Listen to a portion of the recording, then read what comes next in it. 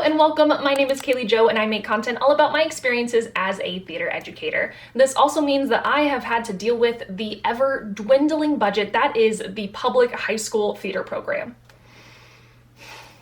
This also means that I have been at the helm of many a fundraiser, some incredibly successful and some not so successful. So today I am here to share my 10 favorite fundraisers that I think will be a smashing success for your theater program. I would like to preface all of this by saying that my suggestions are not your run-of-the-mill car wash, bake sale, frozen pizza, cookie dough fundraiser, because I personally haven't had great success with those. I don't enjoy doing them. They don't result in a very big payout, and you are competing with every other community group who is trying to do the exact same thing. If you are someone who has been subscribed to my channel for a while, first of all, thank you.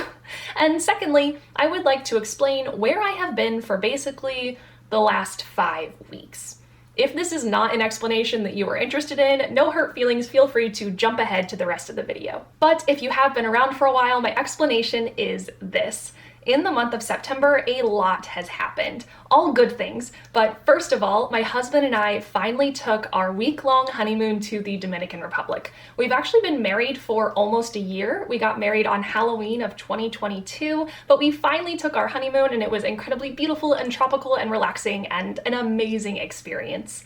And then, amidst all of that, we also decided that we are going to sell our house and move 3.5 hours away where we will purchase a new house. So, extreme adulting happening over here. And it's a lot because you have to get your house ready to sell and then also travel 3.5 hours away and find a new house that you would like to buy. And this all has to happen at the same time while also functioning and, living your daily life. So I'm super sad that YouTube just kind of got pushed to the back burner for a month, but it was all worth it because we put our house up for sale last week and we got multiple offers within the very first day. And now that house is sold and we put in an offer on a new house in our new city that we absolutely love. So lots of exciting things happening, but that is where I have been, and I appreciate the sweet comments and messages asking if I am doing okay. All is well. I just needed to take a break from YouTube for a minute while I got my life in order. So back to the video. All right, the very first fundraiser that I would like to share is a classic twist on that would you like to buy an ad in our playbill.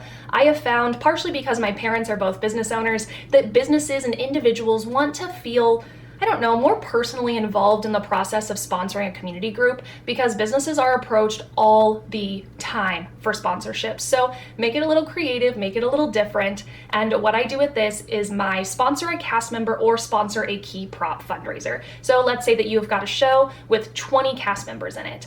Then I would create a list of those cast members and say, these cast members are looking to be sponsored for $25 each from any individual, so like family and friends or businesses that would like to contribute to them. So I do $25 and that goes towards their costume, makeup, t-shirts, snacks, anything that the school provides, because for me personally, I don't charge for that from my students. And so obviously $25 doesn't begin to cover everything that each student gets for a production, but it is a really nice start. So then in the playbill, underneath that student's photo or name, I would put sponsored by whatever family or business sponsored them. Just make sure with this one that every single student has a sponsor, because obviously you do not want anybody left out because we don't want any hurt feelings. Another option in this same vein is sponsor a key prop. So think about some of those more expensive props or just unique props or iconic props in a show. So for example, if you are doing Little Shop of Horrors, you obviously need a dentist chair. So let's say that you find a dentist chair on Craigslist. It is $500. You could reach out to your community. Social media is great for this and say, we are looking for a key prop sponsor for our dentist chair for Little Shop. Is anybody interested? Then a business says, yes, I would love to sponsor $500. The business enjoys that because they know exactly what their money is going towards. And then in the playbill, you can kind of have like a list of all of your key prop sponsors, and you can say this business sponsored the dentist chair in our show. So kind of a win-win for everybody, minimal work on your side, and I have had so much success with this fundraiser. All right, so this next fundraiser might sound a little generic, but I promise it is not. So you know the classic candy box fundraiser, right? Where you walk around with a box of candy bars, and half the candy bars nobody really wants, you sell out of the best ones right away, you're stuck trying to sell the rest, and then on top of that, your profits are very, very small. I hate that fundraiser. So we took the same concept and instead we got a little entrepreneurial with it. And I have a Costco membership, which is a store where you can go and buy bulk goods. So my theater students all came together, they looked at the list of bulk candies offered at Costco, and they decided which ones they thought would sell best among their peers. We purchased them with department money and then created our very own candy boxes. The profit was so much higher than those traditional candy fundraisers that they send in the catalogs to your teacher mailbox at school.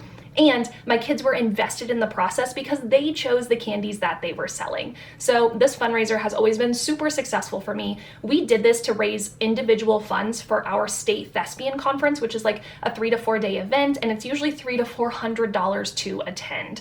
And so I had multiple students every single year who were able to pay their full like $300 to $400 fees off of this candy box fundraiser. So this one is a great choice. This next option may be one of my favorites. It is a show-specific fundraiser. So for this one, I recommend that you create an event that accompanies your specific show. So what I mean by this, let's say that you are doing Alice in Wonderland.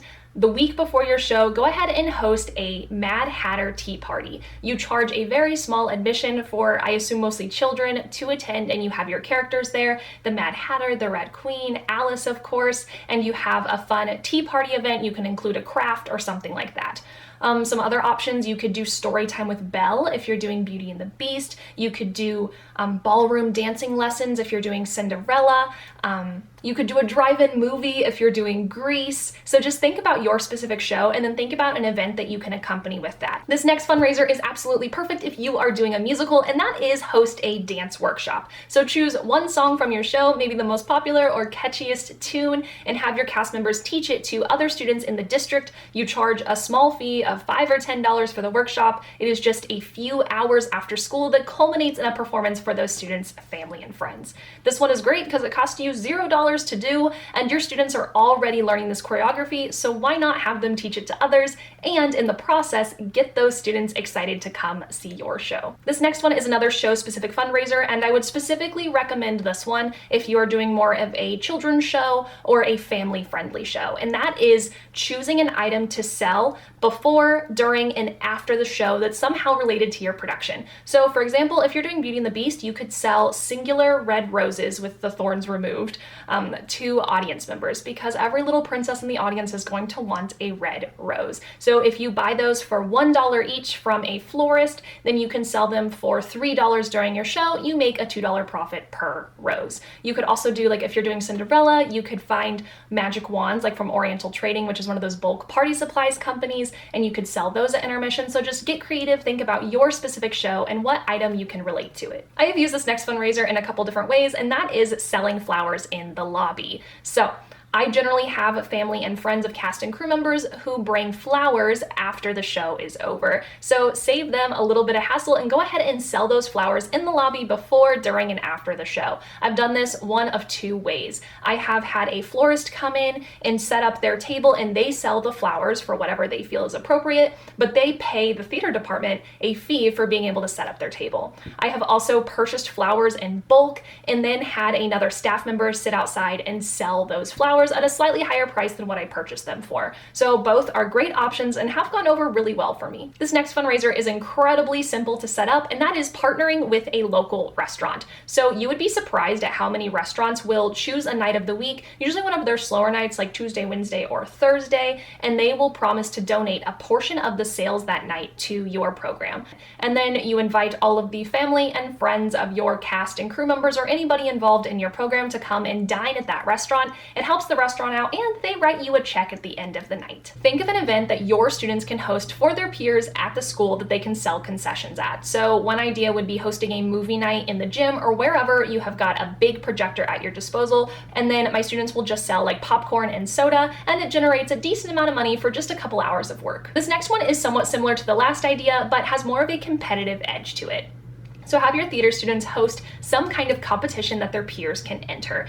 Your students can run the sound and lights and host it, and then students in the school can compete. They just have to pay to enter, or you can make it free to enter the competition but charge for admission on the actual night of the competition for anybody in the audience. Some different ideas include an improv comedy night, stand-up comedy, a lip sync battle, karaoke, a talent show, so lots of fun options there, and it is very much in the theatrical vein. This last suggestion is probably the easiest one on this list, and I am always shocked at how much money it brings in. At my last musical, I think I brought in $300 or $400 extra just by doing this super simple thing, and that is adding a donate option to your ticket sales. Obviously, tickets are sold in a variety of ways. Maybe you sell them at the door, maybe you send home an order form, or maybe you order online. But no matter what, try to add an option at the end of your order that allows people to donate whatever they feel comfortable to your program. So most recently, whenever I made $300 or $400, we sold tickets online, and the company that we sold them through charged a processing fee.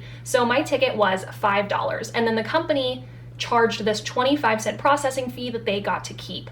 And so they also had an option on there where I could ask people to round up and donate the rest of the proceeds. So it was $5 for the ticket, 25 cents for the processing fee, and then the program would ask, would you like to round up to $6 to donate to such and such theater department? And that is what generated a lot of extra income. So super easy, literally no work on your part, but generates a nice little payout. If you have had a super successful theater fundraiser that I did not mention in this video, then feel free to comment that down below, share the knowledge, and if you are interested in more Halloween related fundraiser ideas, make sure you check out that video linked up above. Thank you so much for watching, and as always, break a leg.